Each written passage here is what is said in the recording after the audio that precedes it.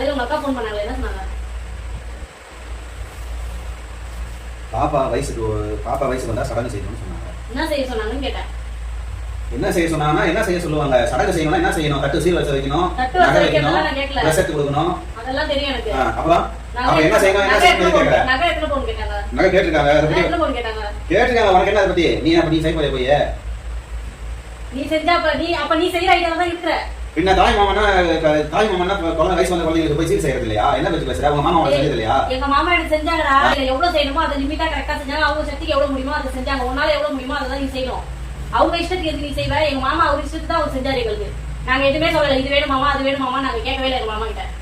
இது முதல்ல அவங்க எனக்கு போன் பண்ணது உனக்கு தெரியும். சரி ஓகே சொல்லலாம். சரி ஓகே உனக்கு போன். நான் என்ன கேக்குறேன்னா அவங்க என்ன செய்ய சொன்னாங்கன்னு எப்படி உனக்கு தெரியும்? நான் கேட்டேன். நீ பேசுறது ஒட்டு கேட்டியா? அப்போ நான் ஒட்டுலாம் கேட்கல. நீ பேசுறதே எனக்கு கேட்டுச்சு. சரி பாத்துக்கலாம் செஞ்சுக்கலாம்னு. பாத்துக்கலாம் செஞ்சுக்கலாம் பாத்துக்கலாம்.